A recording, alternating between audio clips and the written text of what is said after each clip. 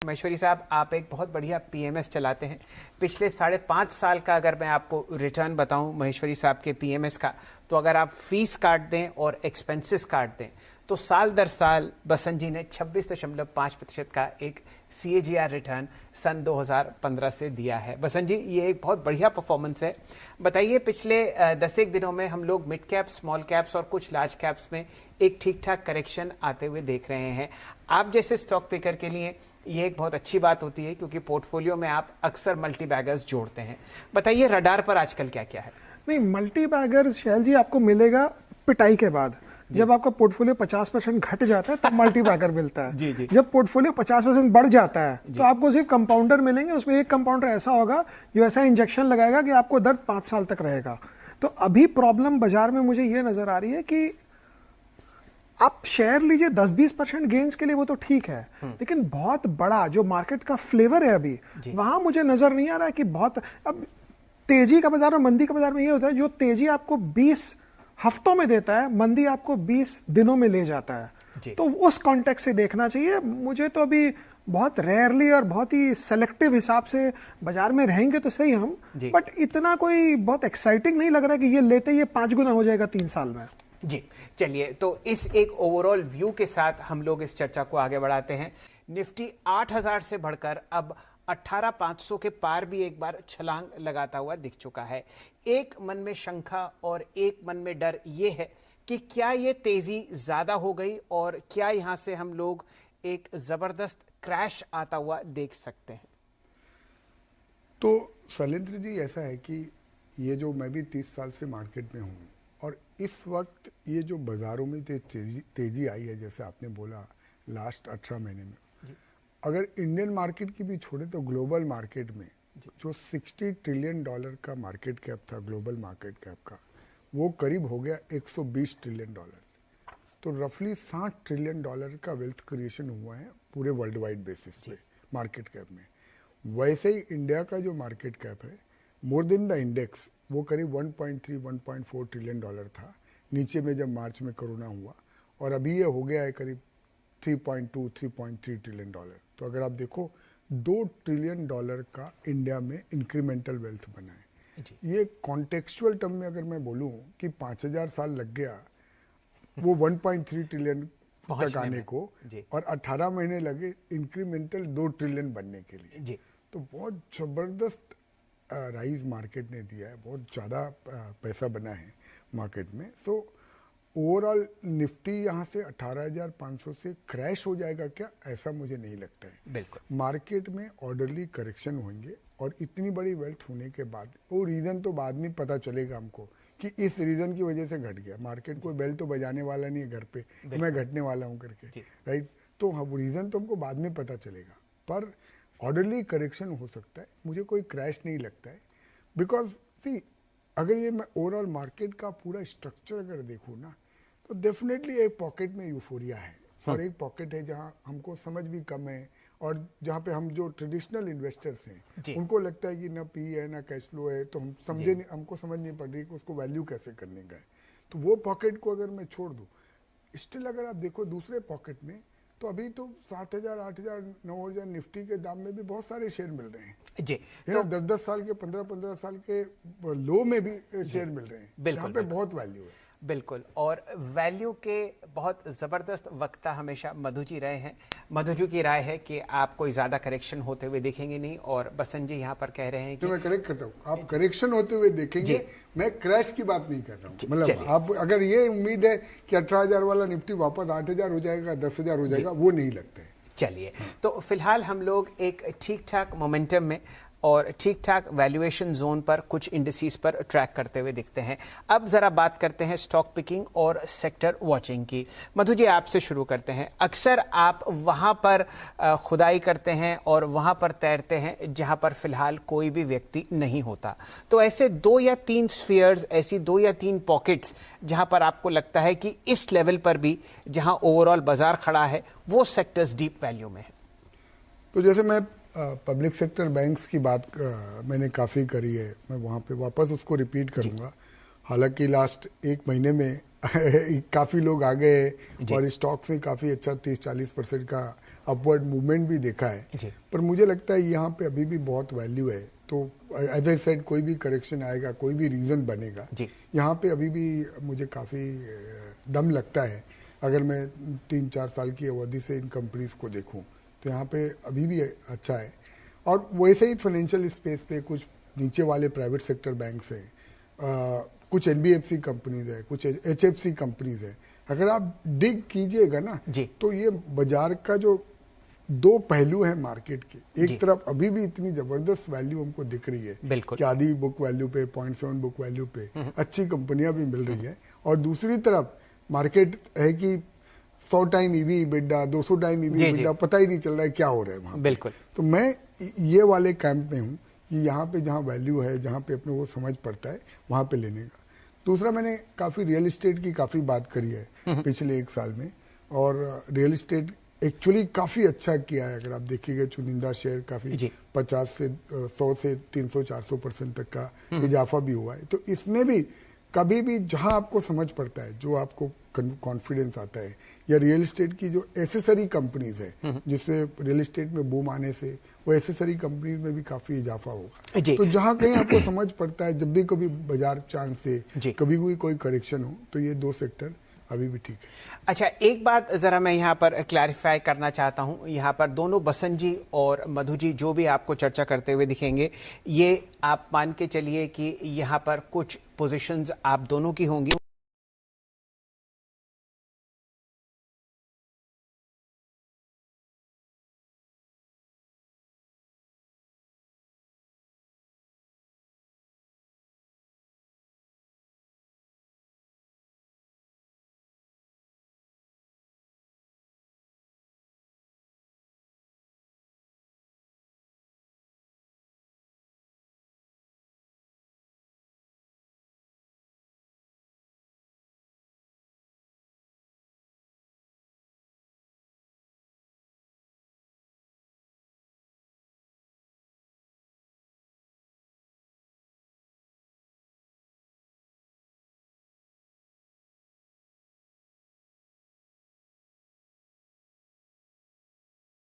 Market cap और relative price performance में इस सेक्टर में कुछ भी नहीं हुआ है। बिल्कुल। तो अगर ये तेजी, जैसा मेरा अंदाजा है, ये पक्का 2-3 साल चलनी चाहिए। जी, यहाँ पर बसंत जी को भी जोड़ते हैं। बसंत जी, आप कभी हक में नहीं रहे कि सरकारी कंपनीज या बैंक्स की तरफ हमें ध्यान देना चाहिए। यहाँ पर आपकी कोई अलग व्यक्तिगत राय हो पब्लिक सेक्टर बैंक्स के बारे में, तो वो भी शेयर कीजिए। नहीं, पब्लिक, देखिए, हर चीज एक भाव पे बहुत अच्छी होती है। बिल्कुल। आप 5 टाइम बुक कहीं और देंगे, और हाफ टाइम बुक में आपको देखना है कि भाई, जैसे कहते हैं अंग्रेजी में कि even a banana peel is worth 25 cents, मतलब केले का छिलका का भी कोई दाम होता है, रद्दी न्यूज़पेपर के भी कोई दाम होते हैं।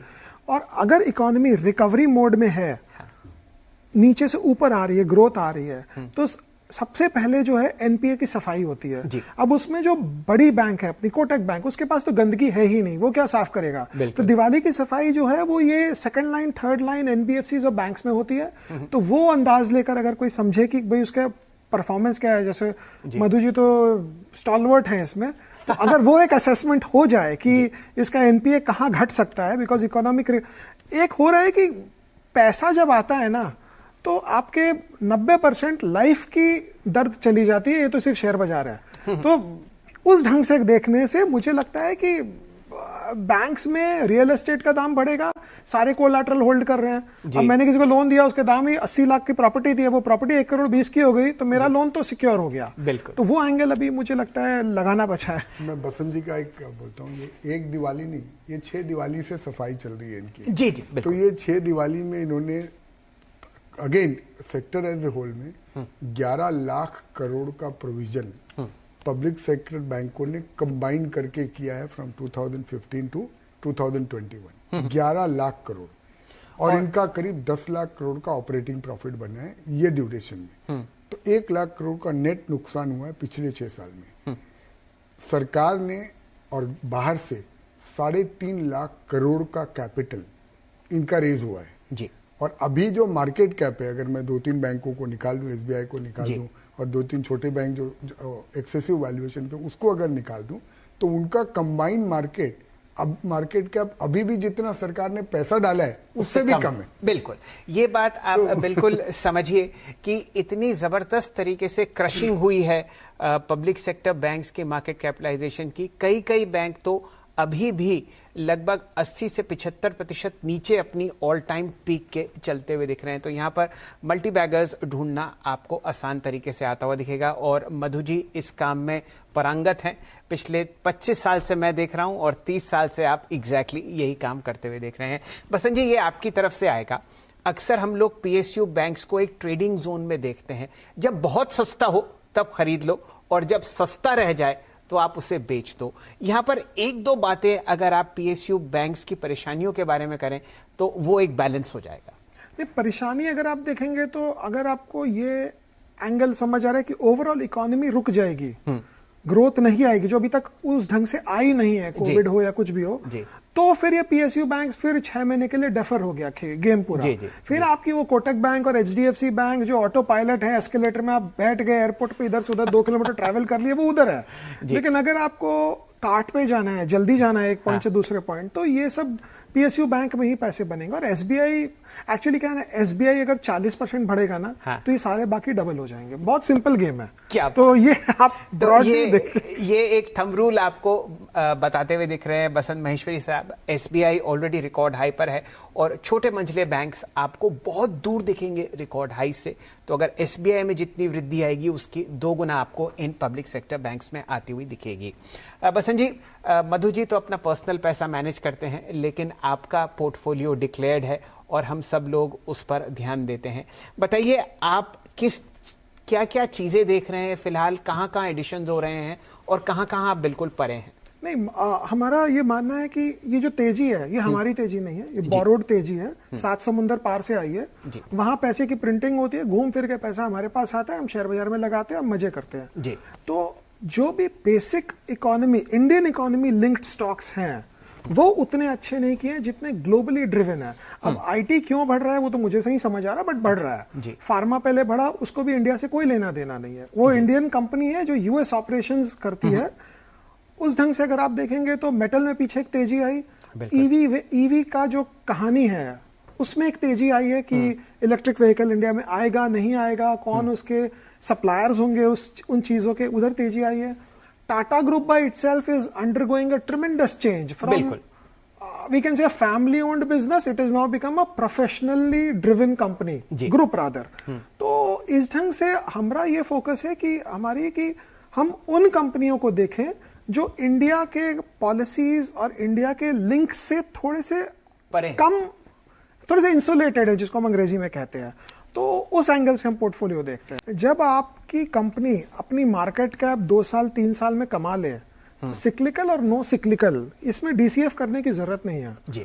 आपको अगर पता है कि हमारी कंपनी 3 पे ट्रेड कर रही है, अब वर्स्ट क्या होगा, और आप इस ढंग से देखना चाहिए। हर एक मेटल कंपनी को एक कैंसर था डेट का, जैसे आज से कल हुआ। अगर अपने अगले हफ्ते मिलेंगे तो हमारी सारी मेटल कंपनीज थोड़ा सा और डेट चुका दी होगी। तो मैं तो कहता हूं कि इधर ही अगर 6 महीना रुक जाएगा ना, तो ये डेट फ्री हो जाएंगी 1 2 3 कंपनियां काफी।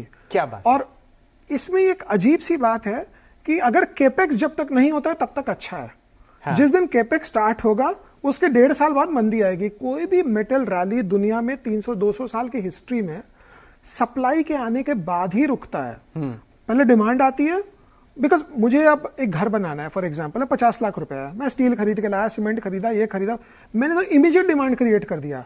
लेकिन वो 50 लाख के घर की सप्लाई बनाने में इंक्रीमेंटल स्टील, इंक्रीमेंटल सीमेंट 3 से 5 साल लगते हैं। वो स्टॉप गैप जो अरेंजमेंट होता है उस ढंग से देखना चाहिए।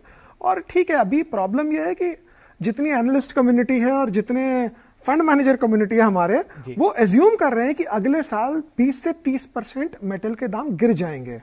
तो क्या वो सिक्लिकल इनपुट कंपनी में ये एज्यूम कर रहे हैं, वर्लपूल का जब बनाते हैं बैलेंस शीट या प्रोजेक्शन की, वर्लपूल का इनपुट कॉस्ट अगले साल 30% घट जाएगा? वो नहीं कर रहे हैं। तो मुझे तो पहले ये समझ नहीं आ रहा है कि अगर आप यहां एज्यूम कर रहे हैं कि मेटल 30% 20% सस्ता होगा, तो आप जो यूजर इंडस्ट्री है उसमें क्यों नहीं वो एजम्पशन यूज कर रहे हैं? तो मुझे तो लग रहा है कि पासिंग फेज है, रैली अभी चालू है। अच्छा, अब आप ये बताइए बसंत जी, ये जो रैली आप मेटल में देख रहे हैं, क्या ये आयरन स्पेस में देख रहे हैं या नॉन फेरस स्पेस में दिख रहे हैं, या आपको ये सेक्युलर मूव दिखता है मेटल काउंटर में? रियली समझ आता है तो आप कोबाल्ट और लिथियम खरीद लीजिए, वो बिकॉज तो ईवी बस में की वही नहीं यूज है। होगा, तो वो मिलती नहीं है जी जब तक चाइना एक्सपोर्ट नहीं करता है सब कुछ ठीक है। जी जिस दिन चाइना एक्सपोर्ट करेगा उस दिन सब कुछ खराब होने को हो सकता है। और चाइना क्यों एक्सपोर्ट नहीं करेगा वो तो दूसरी बात है, क्लाइमेट है, ये है, वो है, बट मुझे नहीं लगता है ये, मुझे और लगता ही नहीं है यहाँ पे दाम बढ़ते हुए चाहिए। ये दाम भी अगर टिक जाए ना तो भी बहुत पैसे बनेंगे। और ये जो मेटल्स की रैली आप देख रहे हैं, ना सिर्फ कमोडिटी प्राइस में बल्कि स्टॉक प्राइसेस में, ये है 18 महीने। आपको मैं सिंपल देखता हूं, मैं तो रोज सुबह उठ के बिटकॉइन का दाम देखता हूं जी। अगर बिटकॉइन ऊपर है तो सारे के, पहले एक जमाना था गोल्ड होता था, आई थिंक गोल्ड को धीरे धीरे बिटकॉइन रिप्लेस कर रहा है। बिटकॉइन ऊपर है तो सारे मेटल्स ऊपर होते हैं, बिटकॉइन नीचे है तो सब नीचे होता है। वो रिफ्लेशन ट्रेड जो है वो बिटकॉइन, इथेरियम और डोज कॉइन में आ गया है। जी जी। करते नहीं है, हमको समझ नहीं आए, समझ आए दूसरी बात है, बट एंगल इस ढंग से है अभी। अच्छा मधु जी, यहाँ पर आपकी टिप्पणी भी जरूरी होगी। मेटल्स में उसी तरीके से बुलिश हैं बसंत महेश्वरी साहब, जहाँ पर आप पीएसयू बैंक्स में रैली देख रहे हैं, लेकिन हुआ यह है कि मेटल्स बहुत दौड़ चुके हैं। क्या यहाँ पर आपको वैल्यूएशन दिक्कत में दिखती हैं, या यहाँ पर अभी भी एक अच्छी रैली बन सकती है? नहीं, वैल्यूएशन का दिक्कत नहीं है। जैसे बसंत जी ने बोला, मैं आपको डेटा दे के बोलता हूँ। 2019 में टॉप 6 स्टील जो कंपनियां हैं उनका 3.5 लाख करोड़ का डेट था, और उस समय उनका 60,000 करोड़ का EBITDA था। 2022 में ये डेट टॉप 6 कंपनीज का 1.5 लाख करोड़ से कम होगा, और 1.5 लाख करोड़ का EBITDA होगा। अरे वाह, कंबाइन। सो आप इतने में समझ जाइए कि जो डेट है ना, अल्टीमेटली कोई भी बिजनेस का वैल्यू क्या है, इक्विटी वैल्यूएशन प्लस जितना डेट है। बिल्कुल। अगर मेरा डेट घटते जा रहा है तो इवेंचुअली जाके मेरे को इक्विटी के वैल्यू में वो रिफ्लेक्ट होना चाहिए। तो अगर मैं नीचे से देखूं तो बहुत शेयर प्राइस बढ़ा हुआ लगता है, पर एब्सोल्यूट वैल्यूएशन में देखूं तो अभी भी कोई यूफोरिया, कोई ऐसा नहीं है कि बहुत बढ़ गया है और कोई डिस्कम्फर्ट है। This is point number 1। Point number 2, जो चाइना की बात है ना, चाइना 60 से 80 मिलियन टन स्टील एक्सपोर्ट करता था जी, वो वहां पे ये हो गया कि चाहे कार्बन की वजह से या पावर की वजह से अब वो एक्सपोर्ट नहीं कर रहे। तो वो जो गैप है अल्टीमेटली इंडिया जैसी कंट्री को फिल करना है, और वही फैक्ट है कि हमारे steel exports at the highest in last 20 years जी, और हम अभी चाइना को भी एक्सपोर्ट कर रहे हैं। बिल्कुल। तीसरी जो बात है कि अगर ये मेटल कंपनीज का देखिएगा, अभी छोटी बड़ी मिला के 2 से 5 टाइम का ईवी EBITDA बाय वैल्यूएशन है, राइट। और ये जो कंपनियां डेट घटाती जा रही है, हिस्टोरिकली मार्केट ने कभी इनको वैल्यूएशन नहीं दिया क्योंकि उनका आरओसी नहीं बनता था। जी जी। अभी तो आरओसी ऐसा है कि आप 1 मिलियन टन का प्लांट अभी भी नया लगाओ, तो 1.5-2 साल में आपका पैसा वसूल हो जाएगा। क्या बात। तो मैं तो ये बोलने को तैयार हूं कि मेटल के भाव यहाँ पे रुकने के बजाय 10-20% घट भी गए मान लो, तो भी मंदी प्राइस में तो भी दिक्कत मंदी नहीं आएगी। चलिए, फिलहाल यहाँ पर समय का अभाव है, लेकिन हमेशा की तरह बसंत जी और मधु जी ने आपको बहुत बढ़िया राय दी है पब्लिक सेक्टर बैंक्स और मेटल स्पेस में। इस शो को यहीं समेटते हैं।